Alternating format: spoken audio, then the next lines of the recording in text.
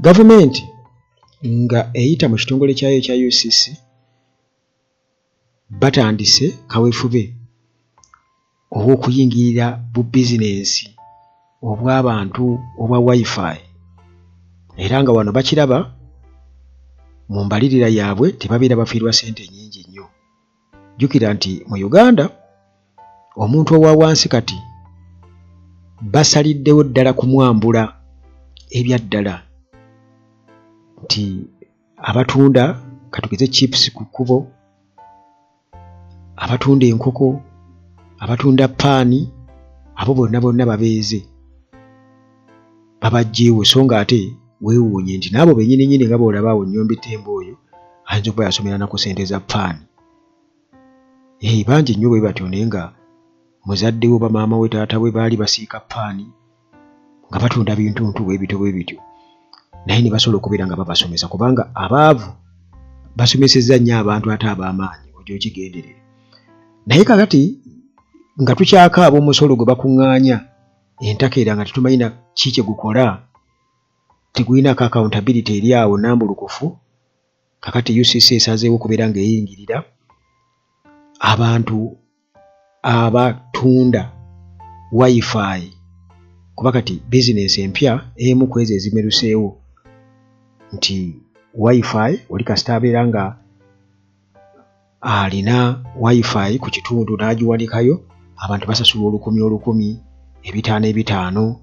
Kati gavumenti ekyo eyagala kiyingiramu, eyagala kubasolooza mbw era beefiirwa nnyo mbwawo mbu ebyuma byabwe bitaataaganya. Alina byayogedde Nnyombi Tembo byesikkaanya nabyo era kansooke nkuwa akatambi kano tweyongereyo ndowooza tuwulirize. Waliwo kye tulabye ekigenda mu maaso eri bannaffe abo abatandise okwagala okuwa obuweereza buno naddala obwa intaneti naye ng'ate tebalina layisinsi. Ekintu ekyo nno kyakabi nnyo. Ekintu kino tukirabye nnyo eyo wansi mu kibuga kyaffe n'ebibuga byaffe.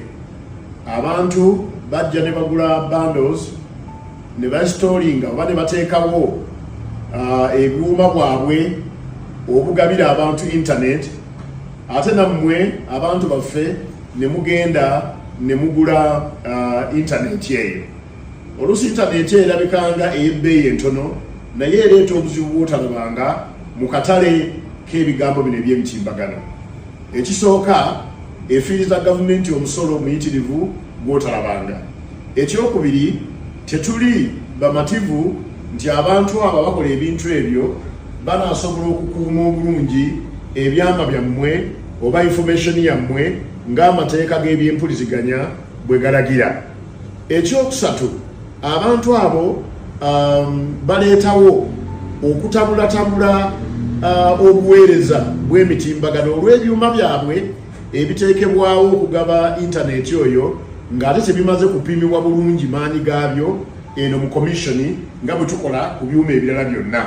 Kyova olabanga oluusi mu mbeera zaffe eyo mu Kampala, mu bizimbe byaffe ebyo, mu malls zaffe eyo, olumu obuweereza butukaluubiridde nnyo olw'abantu abagenda bateekayo ebyuma ebigaba intaneti ng'ate tetubamanyi ate ng'ebyuma ebyo tetumaze kubikebera na kubiyisa bulungi okukola omulimu ogwo. Bagenda okumaliriza nga ffenna tufiiriddwa.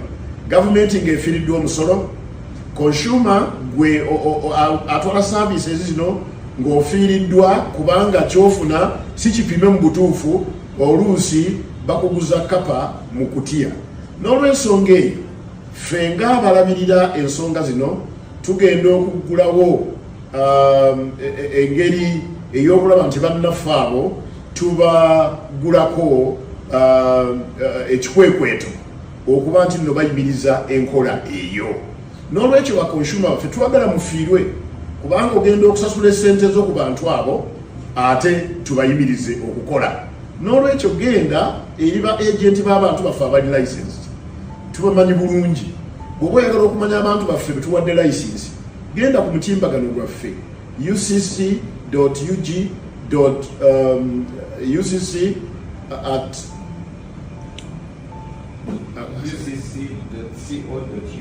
Okay, onokasalamu.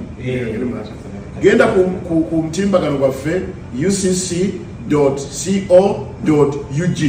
olabe bulungi abantu abo betwawa license okuba nti nno babatuusaako obuweereza.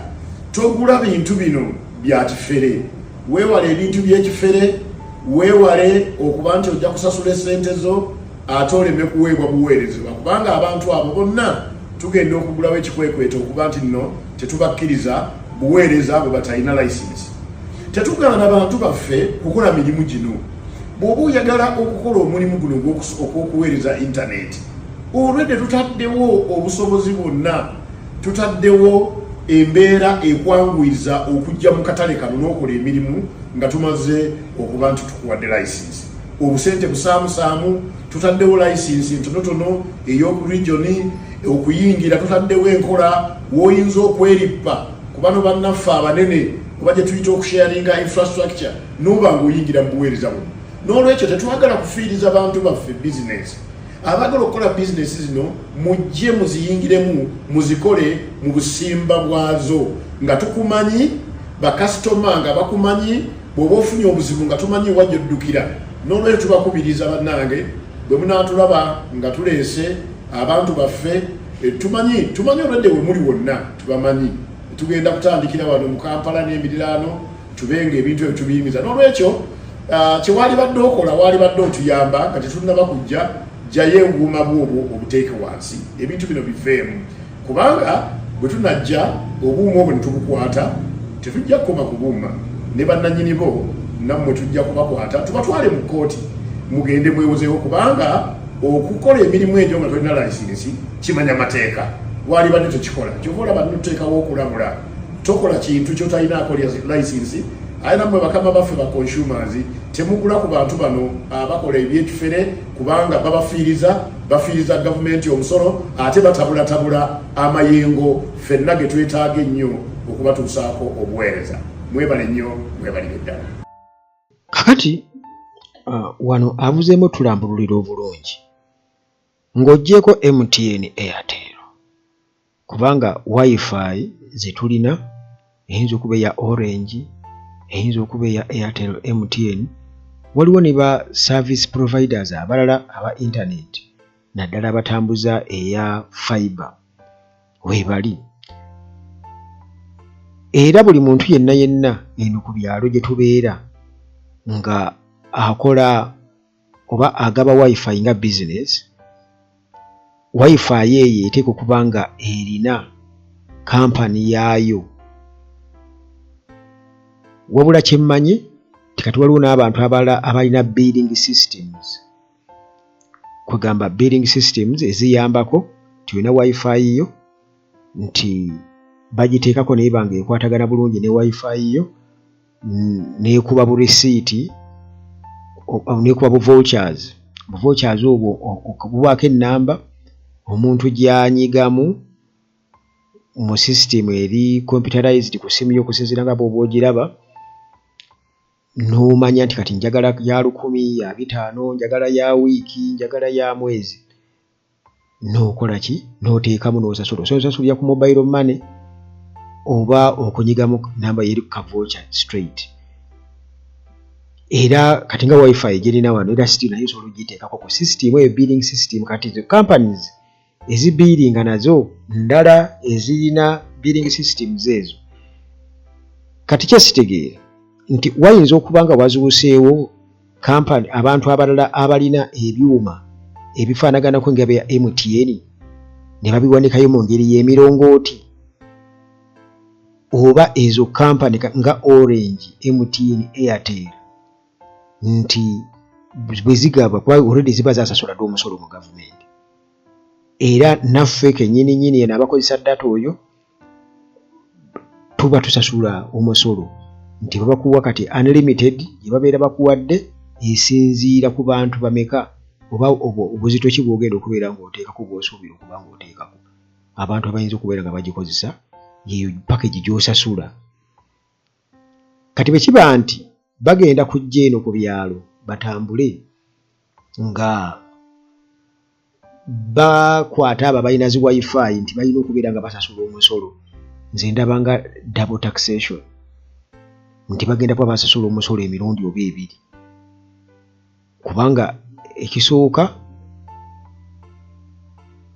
companies gye bajja ebyo bye bakozesa zonna zisasula omusolo ate era still ne bye tukozesa byennyini era still tusasula omusolo data gwe tuba tutaddeko mu ngeri ya wifi batutwako data butereevu naye mpozi bano kye babeera bagamba nti kati balaba nti awo oba abantu balina engeri gye bakitemyetemyemu ne bakicustomizing okubeera nti kakati gye tukyali mu mbeera eri eyakubeera tutako data butereevu Airtel oba MTN kakati tugula buguzi kantu ka 10 tekatwala 24 hours nti ekyo bakiraba ng'ekyo kufiiriza naye ate singa kyali kyakufiiriza Airtel MTN bo bennyini be bakola ki be babitambuza be batunda wifi ezo era bakimanyi bulungi nnyo nti abantu bazikozesa ka community wifi gundi business wabula nti zino business z'abantu benaali badde ngamba nti abatandikirwako ennyangungu eziteetaagisaamu nnyo bwongo nnyo so nga ate demand weeri nsuubira okuba nti owoozaawo kakati bano abakulu nga bw'olaba nti waliwo abalina abasolooza takisi ng'olaba takisi eyimirira awantu nga bagigobaganya ng'era eno osasulayo 1,000 oba 2 sente ezo waliwo eyaŋŋamba nti tezimanyise mu gavumenti waliwo abanene ababeera baateekawo abantu abo okubeera nga basolooza sente ezo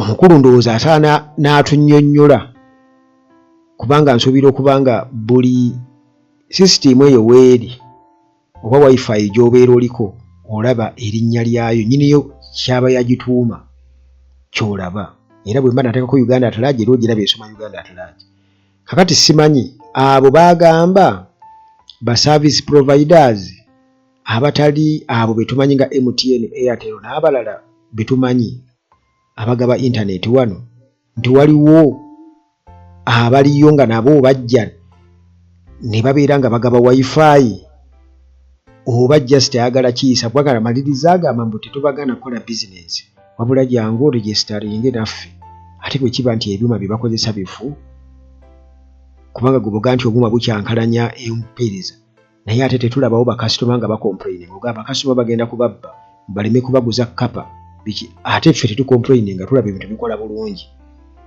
mpeereza ki wampuliziganya ki gye bakyankalanya kuba ffe kati tusigade tetutegedde nga bwe mbikunnyonnyodde bwe mbimanyi nze sirabawo kintu kyonna kyetaagisa kubeera nga kimuleeta okubeera ng'ayogera kubanga olwedde ebbeeri babeera bajja kudda ebisolo nti n'ebyo n'obwo obuma bwennyini bwe bagamba bwe bayingiza oba bwe bagamba oba bwe wifi oba kubanga abaana bakola extension kye bakola agenda atambuza wifi baagula waya eza wifi nti agenda agitambuza n'agenda nga connectinga bu wifi obw'enjawulo okusobola okugaziya ku mileage agala funa mileage abantu kugamba babenga ku kyalo bakatugeze mufo ky'okubeera nga abali awo kwe bafuna wifi ayinza okwongerayo emiti endala nga 5 oba 3 n'abeeri ne babanga bakola ki era vouchers obo asobola okutwala ku mobile money n'abulekera aba mobile money nga gwe bw'ogendawo mugamba njagala eno katugeze oba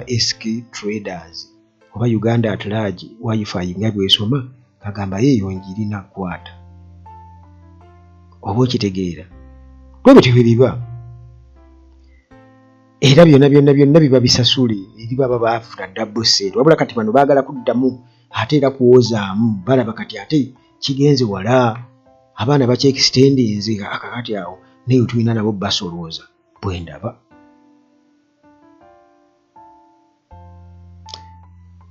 abitegedde atunnyonnyole nnyinza okuba buli awo nange sibitegeera naye nga omukulu wa UCSA tutegeezezza nti n'enkola eya wifi kati eriwo omuntu asasula 10 oba 5 n'agenda butereevu ku internet nakyo kati kibaluma baagalawo akasente nga bwe bagobya abatunda paani ku kkuba batunda chips ba single mothers ne kakati batandise bano abantu mbutuufu beetaaga kufa batuviire ebyaddala